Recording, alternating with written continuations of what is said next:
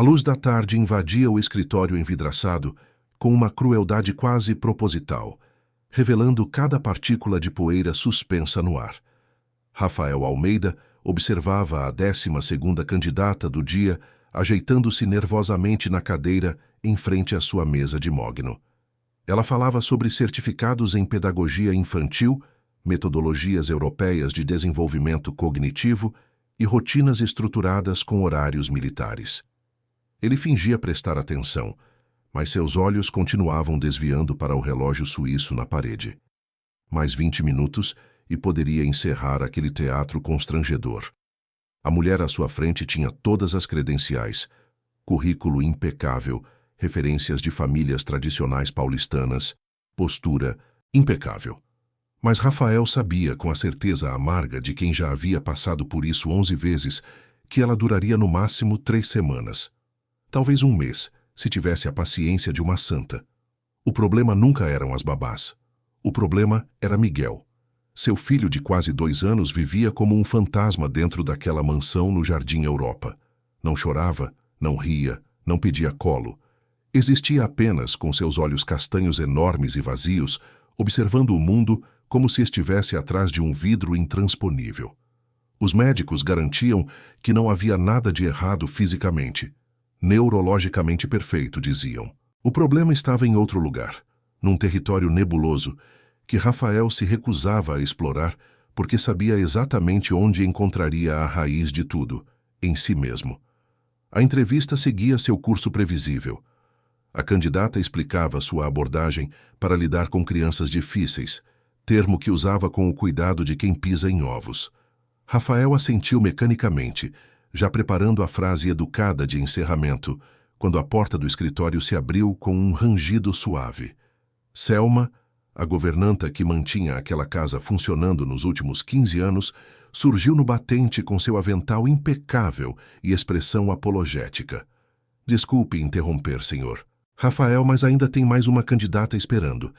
Ela não estava na lista, mas insistiu muito e... Selma hesitou, buscando palavras. Achei que o senhor deveria ao menos conhecê-la. Rafael reprimiu um suspiro. Sua paciência para aquele processo havia se esgotado há horas, mas Selma raramente fazia pedidos. Se ela achava que valia a pena, provavelmente havia algo diferente naquela moça. Está bem, ele concordou, virando-se para a candidata atual. Agradeço seu tempo. Entraremos em contato. A mulher saiu com a dignidade ferida de quem sabe que não será chamada de volta. Rafael aproveitou os minutos de intervalo para servir-se, de um café já frio. Observou pela janela o jardim meticulosamente cuidado, onde Miguel nunca brincava. Havia um balanço infantil instalado há mais de 1 ano, imóvel como uma escultura decorativa. A próxima candidata entrou no escritório trazendo consigo algo que Rafael não conseguia nomear imediatamente. Não era perfume caro, nem postura estudada. Era algo mais sutil, uma espécie de leveza que contrastava com o ar pesado daquela casa. Ela devia ter uns 25 anos. Vestia uma blusa simples e saía jeans que denunciavam origem humilde, mas tinha nos olhos uma clareza que o fez endireitar-se involuntariamente na cadeira. Seu cabelo castanho estava preso num rabo de cavalo prático e ela segurava uma pasta de documentos com as mãos ligeiramente trêmulas. Boa tarde, meu nome é Júlia Mendes, ela disse, e sua voz tinha uma firmeza que as mãos não demonstravam. Sei que não estava na lista de entrevistas, mas quando soube da vaga através de uma conhecida da igreja, achei que devia tentar. Rafael indicou a cadeira. Júlia sentou-se na ponta, como quem está pronta para sair correndo a qualquer momento. Ele pegou a pasta de documentos que ela estendeu e começou a folheá-la por pura formalidade. Certificado de ensino médio, curso básico de primeiros socorros, 2 cartas de recomendação de famílias que ele não conhecia. Vejo que você não tem experiência em casas da Zona Oeste, ele comentou, num tom que não era exatamente uma crítica, mas beirava isso. Não, senhor. Trabalhei 3 anos cuidando dos filhos da dona Beatriz em Guaianazes. Depois, por 1 ano, ajudei numa creche comunitária em São Miguel Paulista. Ela fez uma pausa. Sei que não é o que o senhor está acostumado, Mas aprendo rápido e me importo de verdade com as crianças. Havia algo desarmante naquela honestidade crua. Rafael percebeu que estava prestes a dispensá-la educadamente quando Júlia se inclinou para a frente, ignorando completamente o protocolo que todas as outras candidatas haviam seguido à risca. "Posso fazer uma pergunta?" ela disse, e não esperou exatamente pela permissão. "O filho do senhor gosta de música?" Rafael piscou, desconcertado pela mudança abrupta de direção. "Eu não sei. Nunca prestei atenção nisso." "E de que ele brinca? Quais são os brinquedos favoritos?" A garganta de Rafael apertou. Era uma pergunta simples, algo que qualquer pai deveria saber responder sem pensar. Mas ele não sabia. Não fazia ideia. "Miguel não brinca muito. Ele..." respondeu cada palavra pesando como chumbo. "Na verdade, ele não faz muita coisa. É uma criança quieta." Algo passou pelo rosto de Júlia, uma compreensão que parecia ir além das palavras. Ela abriu a boca para dizer algo quando a porta do escritório se abriu novamente. Desta vez, era Letícia, a babá temporária que estava de saída naquela semana, trazendo Miguel pela mão. O menino entrou no cômodo com seus passinhos mecânicos, o corpo pequeno e perfeito, vestido com uma roupa cara que parecia um uniforme. Seu rosto angelical estava completamente inexpressivo. Ele não olhou para o pai, não demonstrou curiosidade pela presença de uma estranha. Simplesmente parou no meio do escritório, imóvel como sempre. Letícia murmurou algo sobre precisar buscar as malas e saiu rapidamente. O silêncio que se instalou foi absoluto. Rafael sentiu o peso familiar da inadequação apertando seu peito.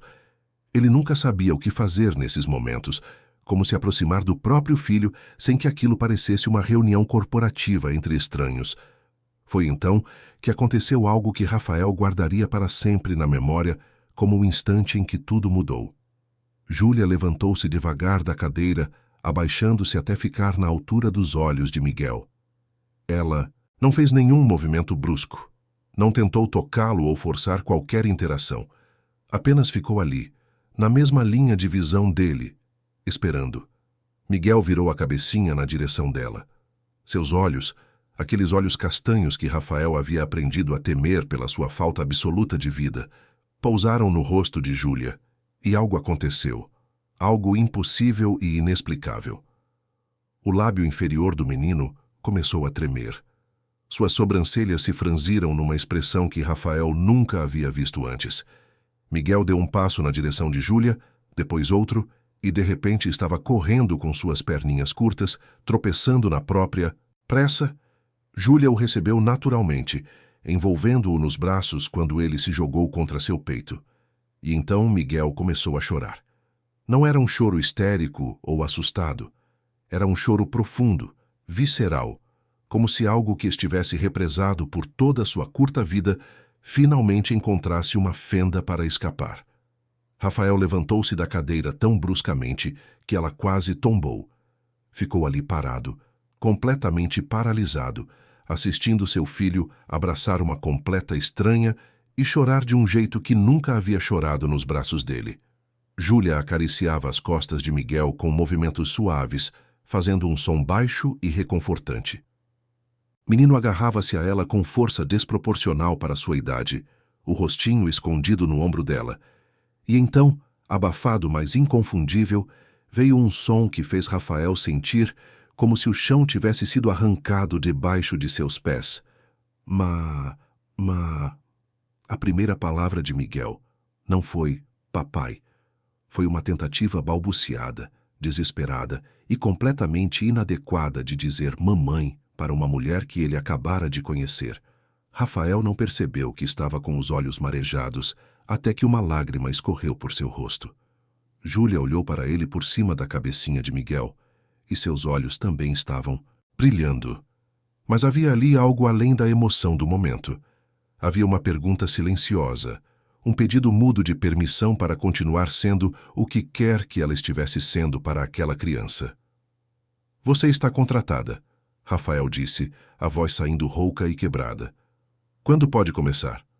Júlia sorriu através das próprias lágrimas, ainda segurando Miguel, que começava a acalmar-se, mas recusava-se a soltá-la.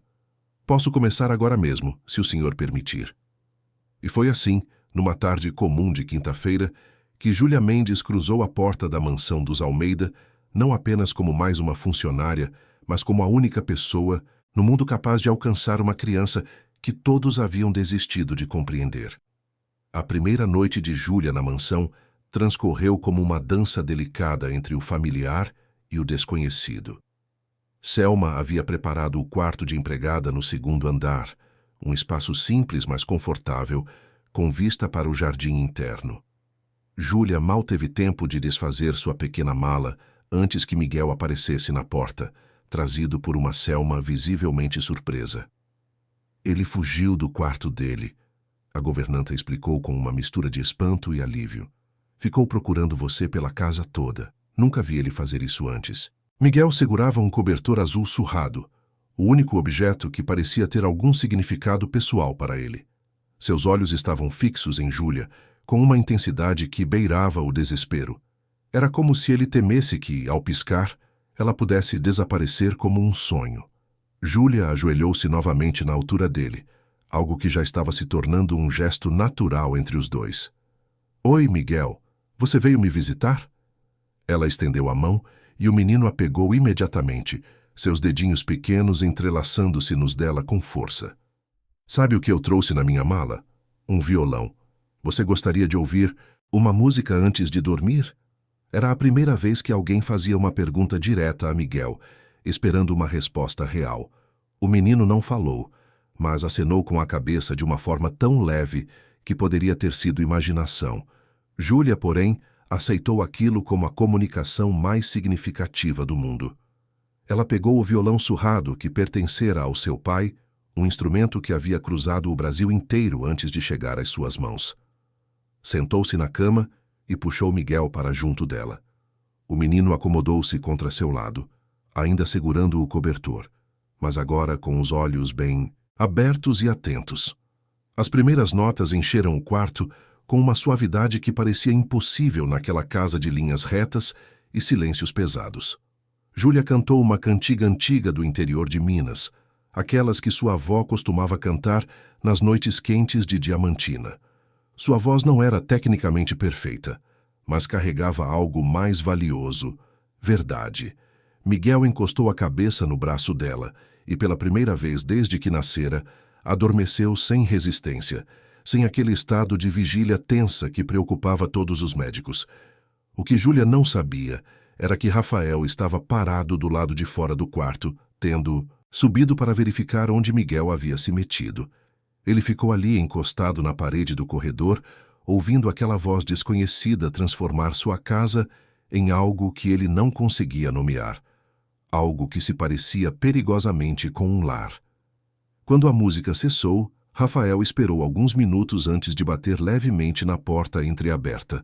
Júlia olhou para cima, sobressaltada, e fez um gesto indicando Miguel adormecido.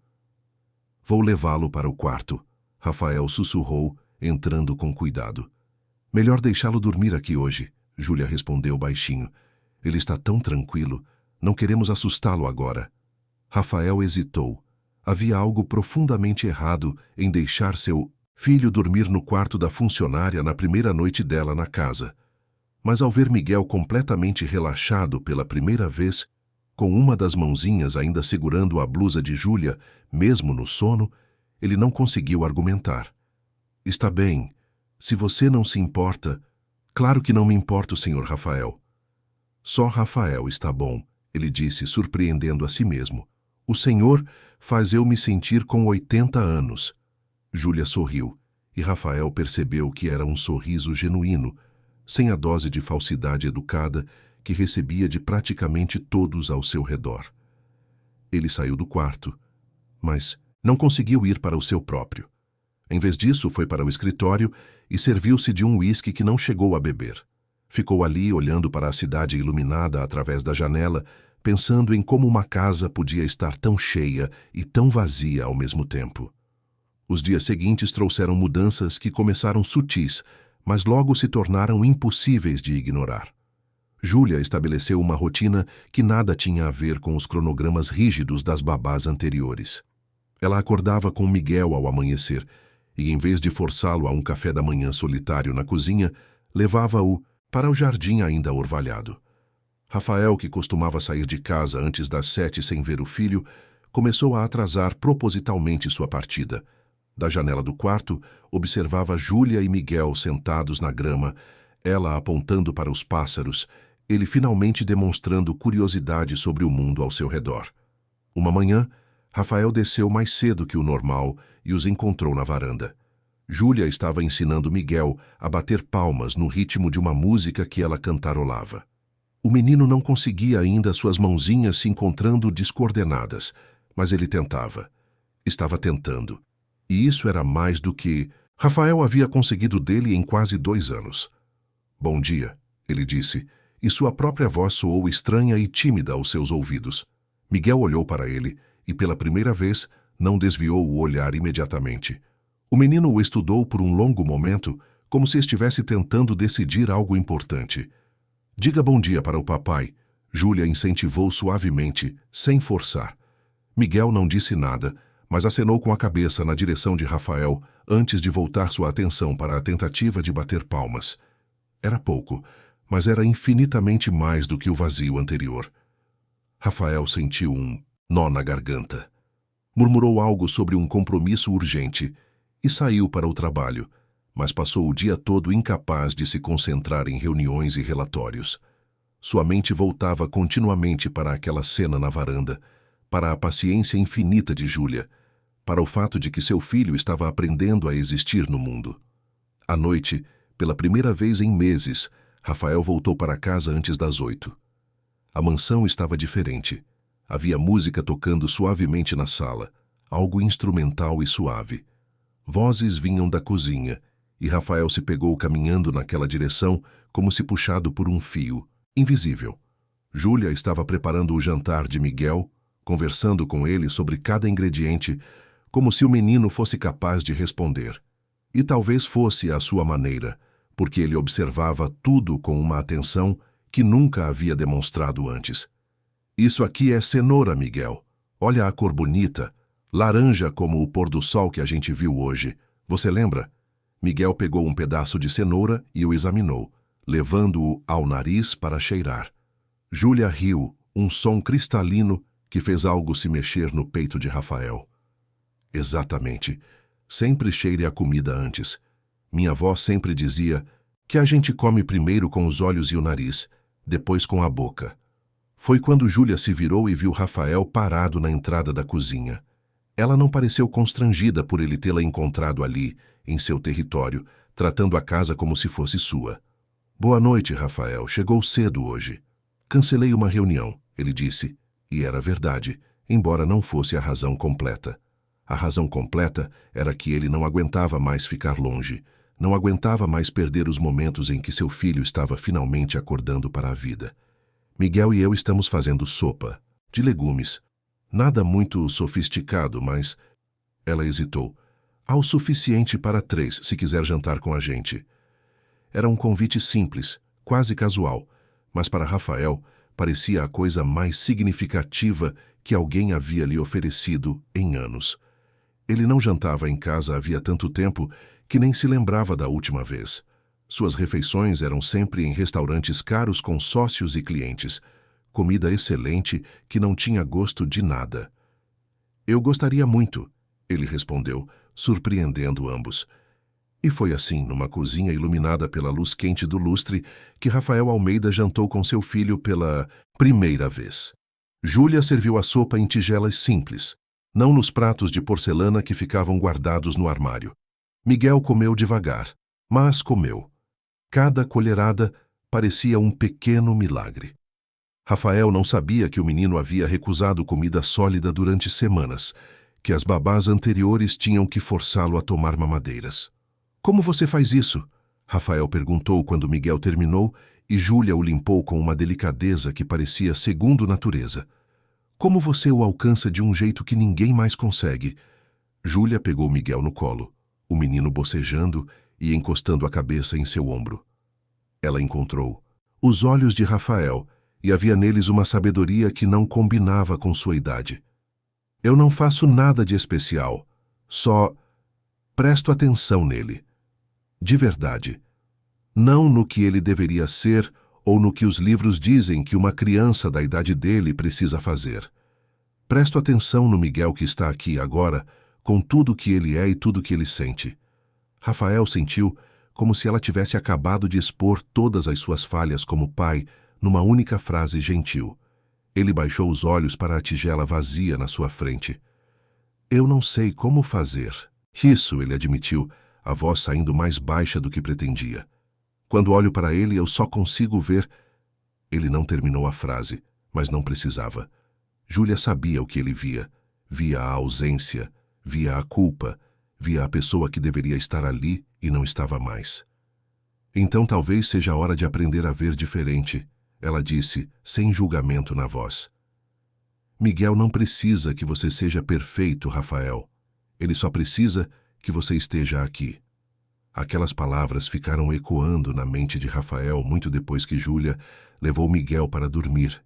Muito depois que ele se recolheu ao seu quarto solitário. Pela primeira vez em 2 anos, ele se permitiu pensar que talvez, apenas talvez, não fosse tarde demais para construir algo real com seu filho. E tudo isso por causa de uma moça que havia entrado em sua vida com nada além de um violão velho e um coração grande demais para seu próprio bem. As semanas seguintes desenharam uma nova rotina na mansão dos Almeida, uma coreografia silenciosa onde cada um aprendia seu papel. Rafael começou a sair mais tarde para o escritório e a voltar progressivamente mais cedo, sempre com uma desculpa corporativa que soava falsa até para ele mesmo.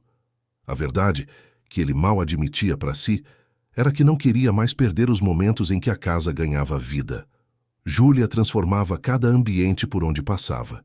A sala de estar, antes um museu de móveis caros e intocáveis, agora tinha almofadas espalhadas pelo chão, onde ela e Miguel construíam torres com blocos de madeira. O jardim, aquele espaço meticulosamente planejado, mas estéril, virou um território de exploração onde o menino finalmente se sujava de terra e parecia orgulhoso disso. Uma tarde de sábado, Rafael tomou uma decisão que surpreendeu até Selma.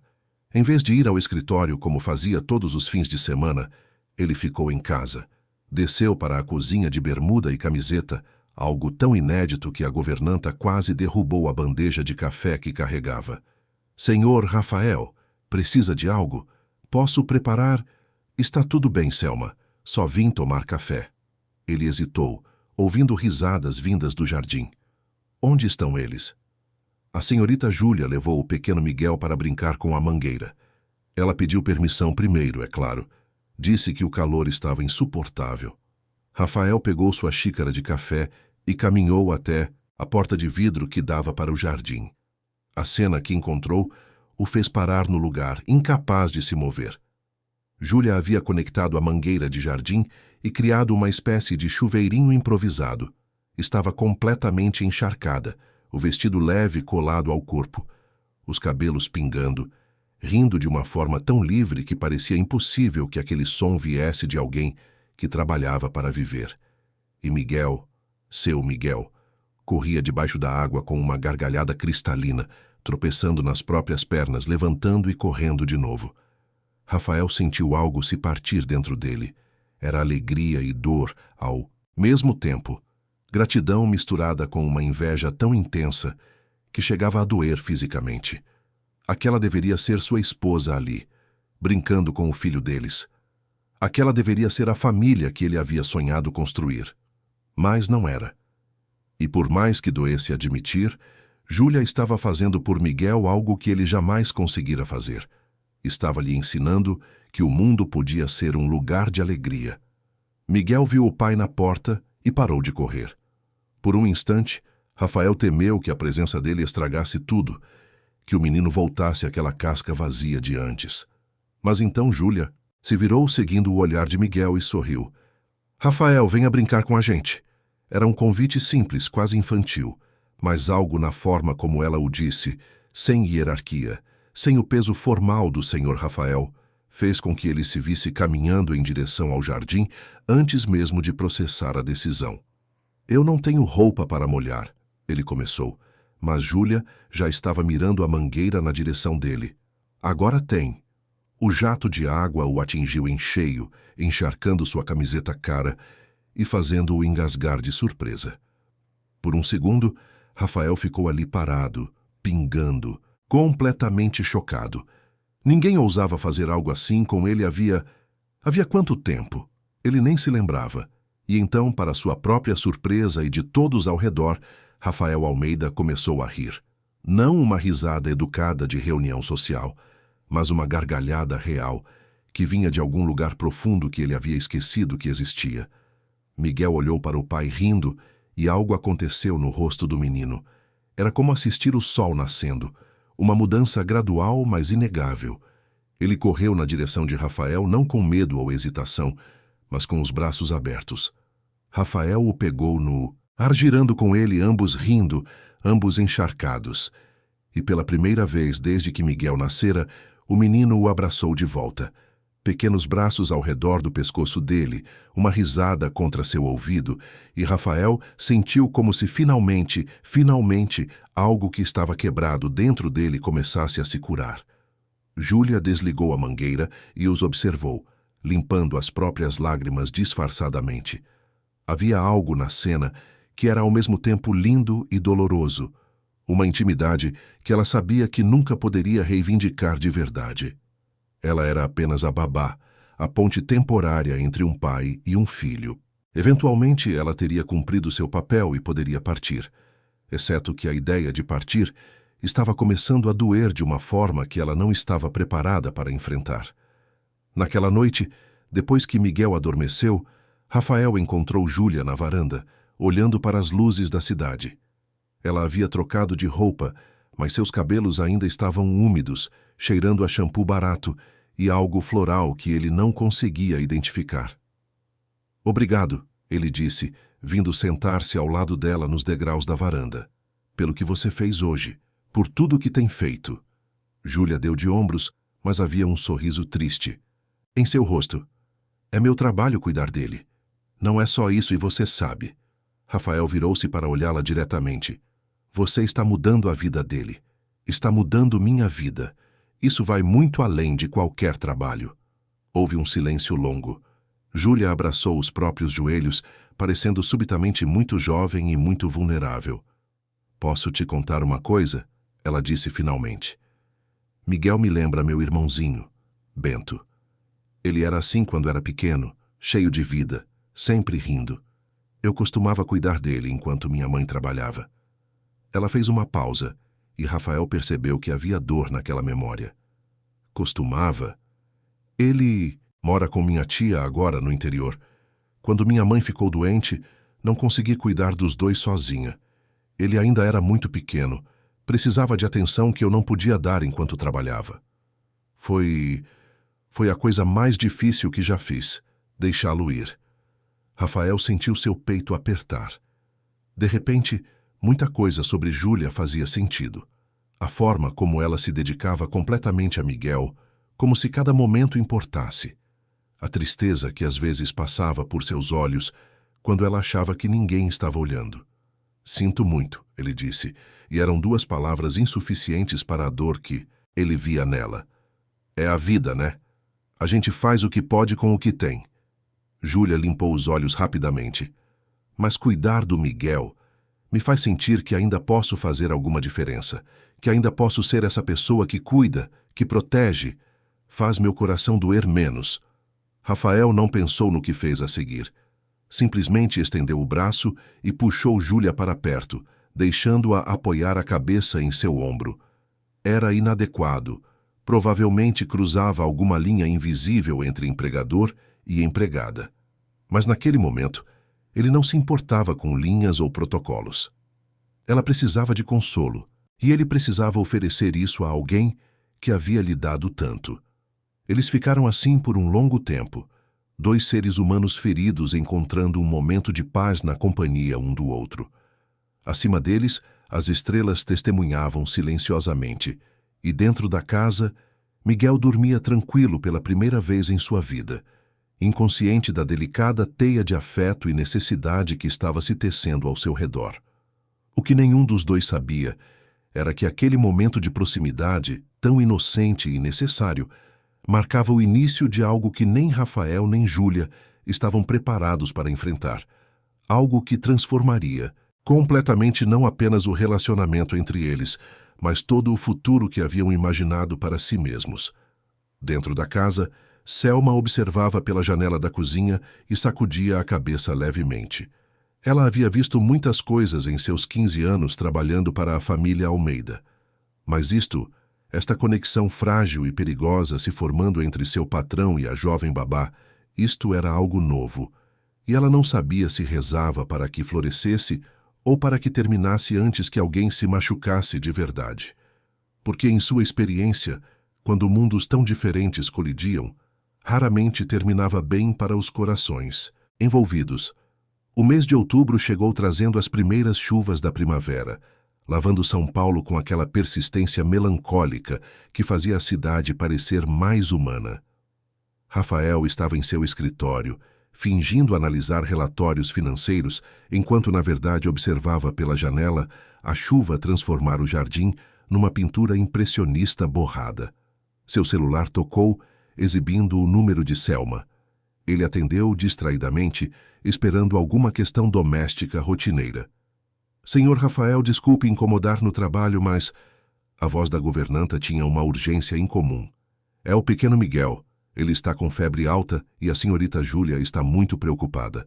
Já dei o remédio, mas talvez o senhor devesse voltar para casa.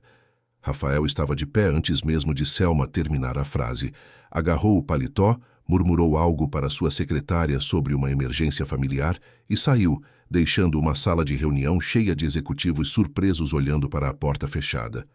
O trânsito da Avenida Paulista estava impossível com a chuva, cada minuto parecendo uma hora.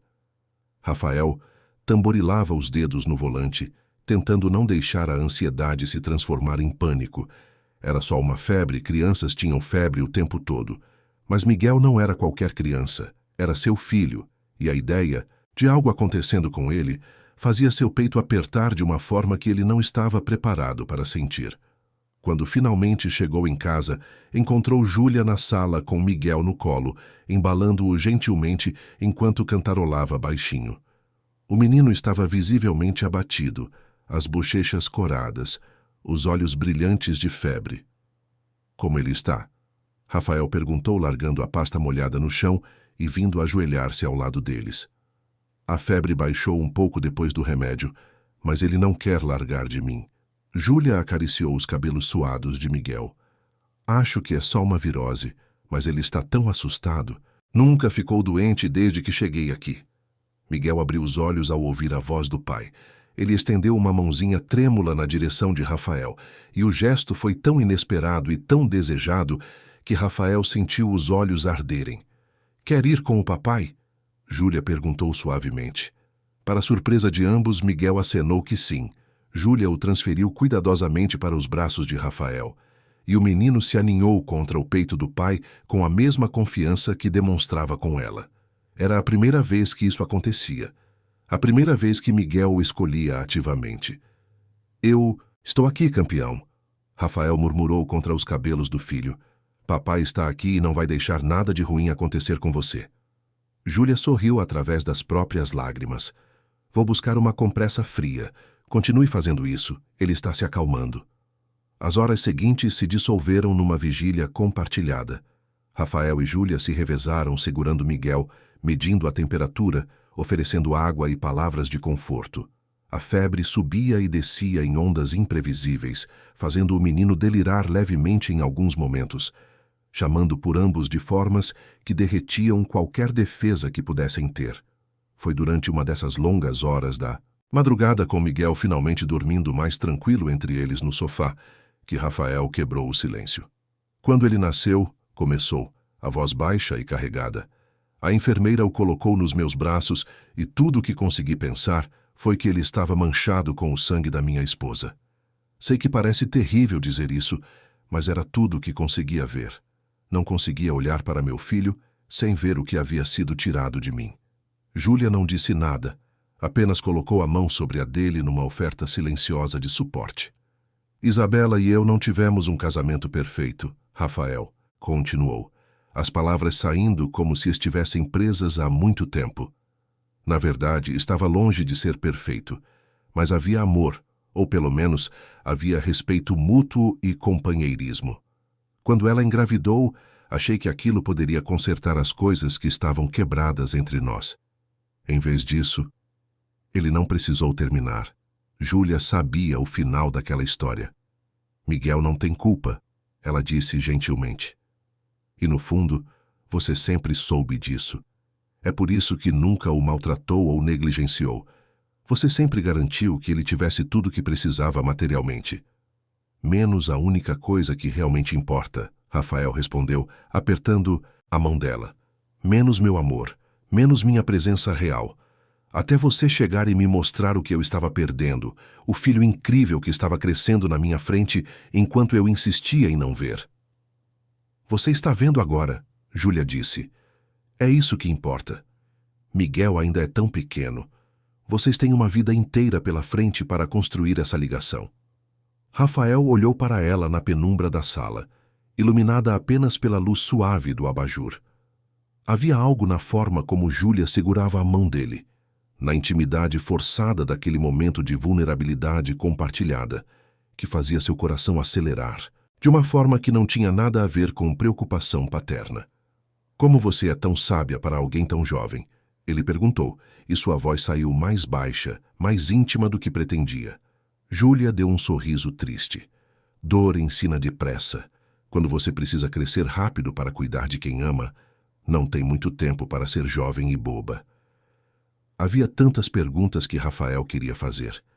Sobre a mãe doente que ela mencionara, sobre o irmão que tivera que deixar ir, sobre os sonhos que ela provavelmente havia abandonado para assumir responsabilidades tão pesadas. Mas Miguel se mexeu, entre eles, murmurando algo ininteligível no sono, e o momento se desfez. Ele está melhor, Júlia disse, verificando a temperatura da testa do menino com os lábios. A febre baixou. Acho que o pior já passou. Graças a você, Rafael disse. Eu teria entrado em pânico se estivesse sozinho. Você teria se saído bem, ela assegurou. Você se sai melhor do que pensa, Rafael. Só precisa confiar em si mesmo um pouco mais. Eles levaram Miguel de volta para a cama dele, algo inédito desde que Júlia chegara. O menino havia dormido mais noites no quarto dela do que no próprio, mas naquela noite ele se acomodou em sua própria cama sem protestar, segurando as mãos de ambos até adormecer completamente. Rafael e Júlia ficaram ali parados por um longo momento, olhando para o menino dormir, nenhum dos dois querendo ser o primeiro a se afastar. Júlia, Rafael começou virando-se para ela, a voz hesitante, eu preciso te dizer algo que... O celular dele tocou, alto demais no silêncio do quarto. Miguel se remexeu, mas não acordou. Rafael amaldiçoou baixinho pegando o aparelho. Era seu sócio ligando sobre uma crise com um cliente importante. Eu preciso atender, ele disse relutantemente. Mas depois nós precisamos conversar. Júlia acenou, mas havia algo no rosto dela que não estava lá antes. Uma cautela, talvez um pressentimento do que ele estava prestes a dizer e de todas as complicações que viriam com aquilo. Rafael saiu do quarto atendendo a ligação, deixando Júlia sozinha com seus pensamentos. Ela se sentou na cadeira ao lado da cama de Miguel, observando o peito do menino subir e descer regularmente. Ela sabia o que estava acontecendo. Não era boba nem ingênua. Havia percebido as mudanças sutis na forma como Rafael a olhava, a forma como ele procurava razões para estar perto, como suas conversas haviam evoluído de trocas educadas para algo muito mais profundo e pessoal. E a verdade terrível que ela estava tentando desesperadamente negar era que ela sentia o mesmo. Em algum momento entre ensinar Miguel a rir e observar Rafael aprender a ser pai, ela havia cruzado uma linha invisível. Havia parado de ver um patrão rico e distante e começado a ver apenas Rafael, um homem ferido tentando consertar os pedaços de sua vida, um pai aprendendo a amar, uma alma solitária buscando conexão num mundo que havia lhe tirado tanto. Mas isso não mudava os fatos. Ela era a babá, ele era o milionário. Ela vinha de Diamantina, de uma casa humilde onde às vezes faltava comida no fim do mês. Ele vinha de uma linhagem de empresários paulistanos, de um mundo onde as pessoas tinham sobrenomes que abriam portas e histórias publicadas em colunas sociais. E mais importante, ela estava ali para ajudar Miguel, não para complicar ainda mais a vida daquela família já tão machucada.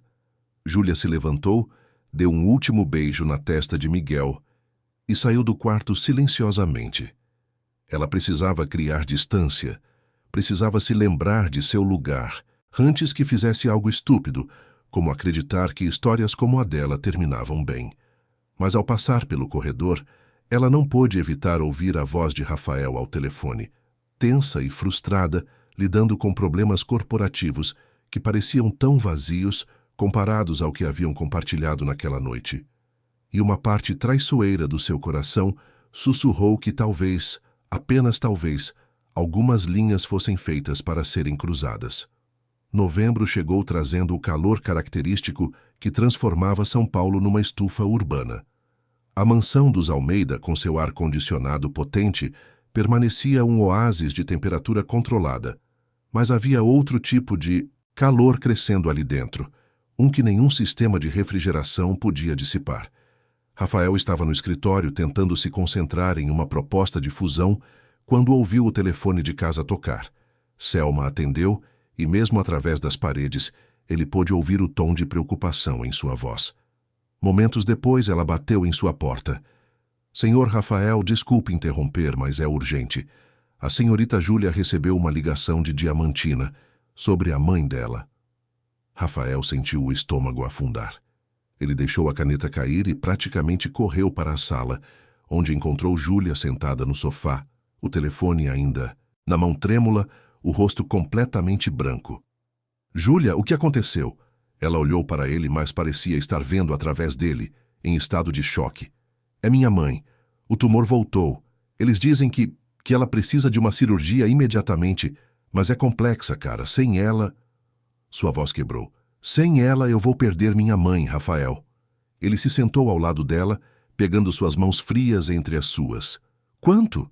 Quanto custa a cirurgia?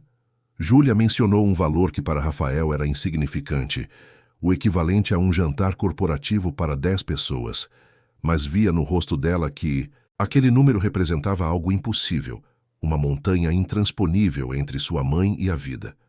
Eu vou pagar, ele disse imediatamente. Não discuta comigo sobre isso. Vou transferir o dinheiro agora mesmo. Qual hospital? Mas Júlia já estava sacudindo a cabeça, puxando as mãos das dele. Não posso aceitar isso. Júlia, seja razoável. Sua mãe precisa... Eu sei o que minha mãe precisa. A voz dela saiu mais alta do que pretendia, e ela se levantou abruptamente, andando até a janela. Mas não posso aceitar seu dinheiro assim, você não entende? As pessoas vão pensar, vão dizer que eu me aproveitei de você, que planejei isso tudo, que... Quem se importa com o que as pessoas vão dizer? Rafael levantou-se também, seguindo-a. Estamos falando da vida de sua mãe e da minha dignidade. Júlia virou-se para ele, lágrimas escorrendo livremente agora. Você não entende porque nunca precisou escolher entre aceitar caridade e manter sua honra. Você nunca teve que viver sabendo que as pessoas olham para você e veem apenas alguém de segunda classe, alguém que precisa de favores para sobreviver. Rafael ficou em silêncio porque ela estava certa. Ele não entendia, não realmente, mas via a dor dela, via o orgulho ferido lutando contra o desespero e seu coração se partia. Então me diga o que fazer, ele disse gentilmente. Me diga como posso ajudar de uma forma que você aceite. Júlia limpou as lágrimas com raiva, como se estivesse brava consigo mesma por demonstrar fraqueza. Não há forma. Eu vou ter que voltar para casa. Vou cuidar dela nos dias que restam. Pelo menos poderei dar isso a ela. Você vai pedir demissão. Não era uma pergunta. Não tenho escolha, Rafael. E Miguel? A pergunta saiu mais dura do que ele pretendia. Você vai simplesmente abandoná-lo? Júlia. Cambaleou como se tivesse sido atingida fisicamente. Isso não é justo. Você sabe que eu amo aquele menino como se fosse meu. Então fique. Deixe-me ajudar sua mãe. Deixe-me fazer a diferença na vida de alguém que significa tanto para você. E depois eu fico devendo a você para sempre?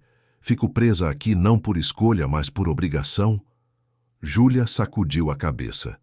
Não é assim que quero viver minha vida. Foi nesse momento que Rafael finalmente entendeu. Não era só sobre dinheiro ou orgulho, era sobre tudo que havia crescido entre eles nas últimas semanas. Toda a atenção não dita, todos os olhares que duravam um segundo a mais, todas as vezes que as mãos deles se tocavam e nenhum dos dois se afastava imediatamente. Júlia tinha medo de ficar presa, não apenas por gratidão financeira, mas por algo muito mais perigoso e confuso que nenhum dos dois estava pronto para nomear. Júlia, ele disse baixinho, dando um passo na direção dela, isso não tem nada a ver com você me dever alguma coisa. Não? Ela riu sem humor. Então por que você quer tanto me ajudar, Rafael? Por que importa tanto assim para você? Era a pergunta, que ele vinha evitando fazer a si mesmo havia semanas. E de repente, ali parado na frente dela, vendo as lágrimas em seu rosto e o medo em seus olhos, ele não conseguia mais fugir da resposta. Porque eu me apaixonei por você, ele disse, e as palavras saíram mais fáceis do que imaginava. Não sei quando aconteceu exatamente. Talvez naquele primeiro dia quando você pegou Miguel nos braços e ele chorou pela primeira vez. Talvez naquela noite quando cozinhamos juntos e você me fez rir pela primeira vez em anos. Ou talvez foi gradual, um momento após o outro, até que um dia acordei e percebi que não quero mais viver num mundo onde você não esteja. Júlia ficou congelada, processando as palavras dele. Quando finalmente falou, sua voz era um sussurro quebrado. Você não pode dizer essas coisas. Por que não? São verdade. Porque você é meu patrão, Rafael. Porque eu sou a babá do seu filho. Porque vivemos em mundos completamente diferentes e isso nunca vai funcionar. Você sente o mesmo, ele disse, e não era uma pergunta. Eu vejo em seus olhos, Júlia, na forma como você olha para mim quando acha que não estou, vendo, na forma como sua respiração muda quando estou perto. Não importa o que eu sinto. Ela desviou o olhar, incapaz de sustentar o dele. Mesmo se eu sentisse algo, e não estou dizendo que sinto, isso só tornaria tudo mais complicado. Eu não posso aceitar seu dinheiro agora, Rafael. As pessoas vão pensar que eu o seduzi por interesse, que planejei tudo desde o início. Que se danem as pessoas. Fácil dizer quando você é quem você é, difícil de viver quando você é quem eu sou. Júlia pegou sua bolsa, que estava sobre a cadeira. Eu vou fazer as malas. Vou pegar o ônibus esta noite para Diamantina. Júlia, por favor, agradeça a Miguel por mim. Diga que precisei ir embora, mas que nunca vou esquecer dele. Ela saiu da sala praticamente correndo, deixando Rafael ali parado, sentindo como se o chão tivesse sido arrancado de debaixo de seus pés. Ele havia acabado de confessar algo que mal admitia para si mesmo e ela havia fugido. Mas era o orgulho dela que havia fugido, Rafael percebeu. Era o medo de ser vista como oportunista, de que seus sentimentos genuínos fossem manchados por circunstâncias financeiras. E ele não sabia como resolver isso, como fazer ela ver que o dinheiro era a menor parte do que ele estava oferecendo. Naquela noite, quando Miguel acordou e procurou por Júlia, Rafael teve que sentar com o filho e explicar que ela havia precisado ir embora para cuidar de sua família. O menino não chorou imediatamente. Apenas olhou para o pai com aqueles olhos enormes e disse a palavra que partiu o coração de Rafael em 1000 pedaços. Mamãe? Ela não é sua mãe, campeão, Rafael explicou gentilmente pegando Miguel no colo. Mas ela te ama muito e vai voltar. Eu prometo que ela vai voltar. Era uma promessa que ele não sabia se poderia cumprir, mas olhando para o filho que Júlia havia ajudado a salvar, Rafael sabia que faria qualquer coisa, absolutamente qualquer coisa, para trazer de volta a mulher que havia transformado aquela casa fria num lar. Mesmo que isso significasse ir até Diamantina e implorar de joelhos se necessário. porque algumas pessoas valem qualquer sacrifício de orgulho, e Júlia Mendes era definitivamente uma delas. Os 3 dias seguintes foram os mais longos da vida de Rafael Almeida. Miguel regrediu drasticamente sem a presença de Júlia, voltando àquele estado de apatia que havia aterrorizado Rafael nos primeiros meses de vida do menino. Ele não comia direito, não brincava, apenas ficava sentado no quarto dela, segurando o violão que ela havia deixado para trás. Rafael tentou de tudo. Contratou uma babá temporária que Miguel ignorou completamente. Tentou ele mesmo brincar, cantar, fazer tudo o que havia visto Júlia fazer, mas era como tentar reproduzir magia sem entender o truque. Não funcionava quando era ele, porque não era sobre as ações em si. Era sobre a pessoa fazendo elas. Era sobre Júlia. Na terceira noite, quando Miguel finalmente adormeceu depois de horas de choro silencioso e devastador, Rafael tomou uma decisão. Entrou em seu escritório, pegou o telefone e ligou para seu sócio. Marcos, vou precisar que você assuma meus compromissos pelos próximos dias, talvez uma semana. Rafael, estamos no meio de uma fusão importante. Você não pode simplesmente, posso e vou. Rafael interrompeu, surpreso com sua própria firmeza. Há coisas mais importantes do que negócios, Marcos. Demorei tempo demais para entender isso, mas finalmente entendi. Ele desligou antes que o sócio pudesse argumentar. Foi ao quarto de Miguel e pegou o menino ainda dormindo, enrolando-o em cobertores. Selma apareceu, na porta, assustada. Senhor Rafael, o que está fazendo? Vou buscar quem deveria estar aqui. Ele respondeu simplesmente. Pode cuidar da casa enquanto estou fora? Selma sorriu e havia lágrimas em seus olhos. Vá buscar nossa menina, senhor Rafael. E dessa vez não deixe o orgulho de vocês dois atrapalhar. A viagem até Diamantina levou 8 horas, atravessando a madrugada e o amanhecer. Miguel acordou confuso na cadeirinha do carro, mas quando Rafael explicou para onde estavam indo, o rostinho do menino se iluminou, de uma forma que fez cada quilômetro valer a pena. Mamãe? Miguel perguntou esperançoso. Vamos ver. A Júlia. Rafael corrigiu gentilmente, mas seu coração apertou. Miguel havia começado a chamar Júlia assim, e embora Rafael soubesse que tecnicamente estava errado, não conseguia corrigi-lo de verdade. Porque no coração, onde importava, Júlia era a mãe que Miguel escolhera. Chegaram a Diamantina quando o sol já estava alto, transformando as ruas históricas de pedra em um postal. Rafael parou para perguntar informações e foi direcionado para uma casa simples na periferia da cidade, longe dos casarões coloniais do centro turístico. A casa era pequena, mas bem cuidada, com vasos de flores na janela e uma porta de madeira pintada de azul claro. Rafael respirou fundo, pegou Miguel no colo e bateu. Quem atendeu foi uma mulher de uns 50 anos, magra e visivelmente fragilizada pela doença, mas com os mesmos olhos gentis de Júlia. Posso ajudar? Ela perguntou, e então viu Miguel. Seu rosto se iluminou. Ah, você deve ser o pequeno Miguel. Minha filha não para de falar de você. Senhora Mendes, meu nome é Rafael Almeida. Eu preciso falar com Júlia. A mãe de Júlia estudou Rafael com uma intensidade que o fez se sentir como se estivesse sendo avaliado, não por sua conta bancária, mas pelo conteúdo de seu caráter. Finalmente ela abriu a porta completamente. Ela está no quintal, mas acho melhor eu levá-lo até lá. Júlia tem sido difícil esses últimos dias. Rafael entrou na casa modesta, tão diferente de sua mansão, mas infinitamente mais acolhedora. Havia fotos nas paredes, crochês feitos à mão cobrindo os móveis, o cheiro de comida caseira vindo da cozinha. No quintal pequeno, Júlia estava estendendo roupas no varal. Ela usava um vestido simples de algodão e tinha os cabelos presos num coque desleixado. Parecia mais jovem assim, mais vulnerável, e o coração de Rafael se apertou ao vê-la. Miguel viu Júlia e começou a se debater nos braços de Rafael, gritando, "Mamãe, mamãe", com toda a força de seus pequenos pulmões. Júlia virou-se tão bruscamente que derrubou o cesto de roupas. Seu rosto passou por uma sequência de emoções, choque, alegria, confusão e finalmente algo que parecia medo. "Rafael, o que vocês estão fazendo aqui?" Mas Miguel já havia sido colocado no chão e corria na direção dela com aquela velocidade descoordenada de criança pequena.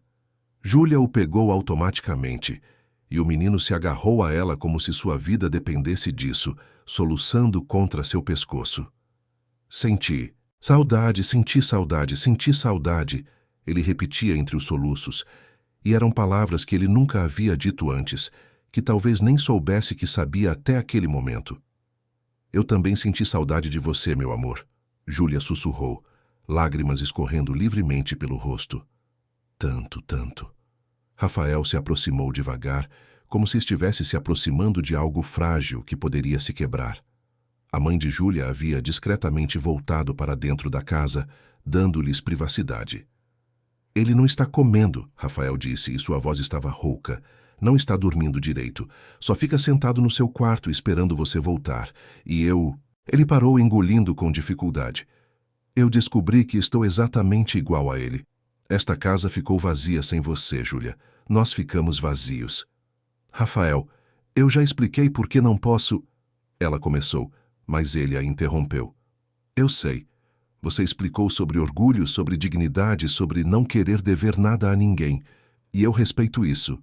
Respeito você. Mas, Júlia, o que estou oferecendo não é caridade. Ele procurou as palavras certas, sabendo que este era o momento mais importante de sua vida. Que o que dissesse agora determinaria todo o resto. É amor, ele disse finalmente, com simplicidade absoluta. É amor puro e simples. Não o amor que vem com condições ou expectativas. Não é amor que espera ser pago de volta. É o tipo de amor que só quer ver a pessoa amada feliz e segura e viva. Júlia segurava Miguel contra o peito, as lágrimas caindo sem parar agora. Mas as pessoas vão pensar, Júlia Mendes, veio a voz firme de sua mãe da janela da cozinha. Venha aqui dentro. Agora. Júlia obedeceu automaticamente, ainda carregando Miguel, com Rafael seguindo hesitante. Dentro da cozinha simples, a mãe de Júlia estava sentada à mesa de madeira, gasta, e havia um brilho nos olhos dela que era parte diversão, parte exasperação maternal. Senta aqui, menina, ela ordenou, apontando para a cadeira em frente. Júlia sentou-se, com Miguel ainda grudado nela. A mãe virou-se para Rafael. Você também, rapaz, senta. Rafael sentou-se, sentindo-se estranhamente, como se estivesse na sala do diretor. Júlia, a mãe começou, você é minha filha, e eu te amo mais que tudo neste mundo, mas você está sendo uma idiota. Mãe, deixa eu terminar. Este homem veio até aqui, dirigiu a noite toda com uma criança para buscar você. Esta criança, ela apontou para... Miguel, te chama de mãe. Você acha que isso é pouca coisa? Você acha que amor verdadeiro aparece tantas vezes na vida assim, que você pode dar ao luxo de mandar embora por causa do que vizinhos fofoqueiros vão pensar? Mas o dinheiro, o tratamento... Aceita o tratamento. Deixa o homem ajudar. E depois, se seu orgulho não aguenta, paga de volta devagar do jeito que der. Mas não joga fora uma chance de ser feliz, de ter uma família, por causa de orgulho burro. A mãe de Júlia virou-se para Rafael. E você, moço rico? Você ama minha filha? Amo, Rafael respondeu sem hesitar, com tudo que sou. E vai tratar ela com respeito? Não vai achar que por ter mais dinheiro pode mandar nela? Jamais. Júlia é a pessoa mais forte que conheço. Ela não precisa de alguém mandando nela. Precisa de um parceiro. E eu quero muito ser esse parceiro. A mãe de Júlia assentiu satisfeita. Então está resolvido. Aceita a ajuda, menina. Deixa o homem pagar meu tratamento. E depois vocês três vão embora e constroem uma família de verdade. Dessas que importam. Júlia olhou para a mãe, depois para Rafael, depois para Miguel aninhado em seus braços. E finalmente, as barreiras que ela havia construído começaram a ceder. Promete que não é pena? Ela perguntou a Rafael, a voz pequena. Promete que é real? Rafael se levantou e se ajoelhou ao lado da cadeira dela, pegando sua mão livre enquanto a outra segurava Miguel. Júlia Mendes, você trouxe luz para a minha vida quando tudo era escuridão. Você me ensinou a ser pai, me ensinou a sentir de novo, Me ensinou que vale a pena tentar mesmo quando tudo parece quebrado demais para consertar. Eu não estou oferecendo dinheiro, Júlia. Estou oferecendo meu coração. Minha vida. Um futuro onde a gente constrói algo bonito juntos. Você, eu e Miguel. Uma família de verdade. Ele tirou algo do bolso, uma pequena caixa de veludo que havia comprado na viagem. Dentro, um anel simples de ouro branco com um diamante discreto. Casa comigo. Não como minha funcionária, não como a babá do meu filho. Casa comigo como minha companheira, minha igual, a mulher que eu amo e que eu quero ao meu lado para sempre. Júlia soluçou, rindo e chorando ao mesmo tempo. Isso é loucura. A gente se conhece há menos de 3 meses. E já vivi mais nestes 3 meses do que nos últimos 3 anos, Rafael respondeu. Então, vai me deixar passar o resto da vida provando que você tomou a decisão certa? Júlia olhou para Miguel, que havia parado de chorar e agora observava os dois com aqueles olhos grandes e inteligentes. O menino pegou a mão livre dela e colocou sobre a mão de Rafael, que segurava o anel. Mamãe, papai, ele disse claramente, juntando as mãos dos dois. Foi esse gesto simples, essa compreensão infantil mais profunda do que deveria ser, que quebrou a última resistência de Júlia. Sim, ela sussurrou. Sim, eu aceito. Rafael colocou o anel em seu dedo e então a puxou para um beijo, cuidadoso e reverente, selando uma promessa que ia muito além de palavras. Miguel, espremido entre os dois, soltou uma risadinha cristalina que encheu a cozinha toda. Quando se separaram, ambos rindo através das lágrimas, Miguel tocou o rosto de Rafael com uma das mãos pequenas. Papai, ele disse com clareza absoluta, a primeira vez que usava essa palavra de verdade. Então, virou-se para Júlia. Mamãe. E naquele momento, numa cozinha humilde em Diamantina, uma nova família nasceu. Não uma família perfeita, porque perfeição não existe, mas uma família real construída sobre amor escolhido, sobre cura compartilhada, sobre a coragem de acreditar que o futuro pode ser melhor que o passado. Rafael providenciou o tratamento de Dona Mendes imediatamente e a cirurgia foi um sucesso absoluto. 3 meses depois, numa cerimônia íntima na mesma igreja de Diamantina, onde Júlia havia sido batizada, Rafael e Júlia se casaram. Miguel foi o pajem, levando as alianças com seriedade cômica para uma criança de 2 anos e meio. A mansão em São Paulo foi transformada. Júlia encheu os quartos vazios com vida. Trouxe o irmão, Bento, de volta para morar com eles, instalou a mãe num anexo confortável no jardim, preencheu as paredes com fotos e as prateleiras com livros, substituiu o silêncio por música e risadas. E Rafael, o homem que havia aprendido que riqueza sem amor era apenas uma prisão dourada, descobriu que a melhor coisa que seu dinheiro poderia comprar era a oportunidade de amar sem medo. Anos depois, quando alguém perguntava como eles haviam se conhecido, Miguel, já um menino de 6 anos esperto e amoroso, respondia com a sabedoria simples das crianças. Papai estava perdido e mamãe o encontrou. E aí eles me encontraram. E agora ninguém está mais perdido. E era essa, no final, a verdade mais simples e mais profunda. Às vezes, as pessoas certas entram na nossa vida exatamente quando mais precisamos delas. E quando reconhecemos esse presente, quando temos coragem de agarrar com ambas as mãos e não soltar, milagres acontecem. Milagres que se parecem muito com amor, família e, finalmente estar em casa. Fim da história. Se a jornada de Rafael, Júlia e Miguel aqueceu seu coração, saiba que temos muitas outras histórias emocionantes esperando por você. Cada narrativa é criada com carinho para tocar sua alma e te fazer acreditar no poder transformador do amor verdadeiro. Deixe seu like se esta história te emocionou, inscreva-se no canal para não perder nenhuma história nova e nos conte nos comentários. Você acredita que o amor pode superar todas as diferenças? Sua opinião é muito importante para nós. Até a próxima história.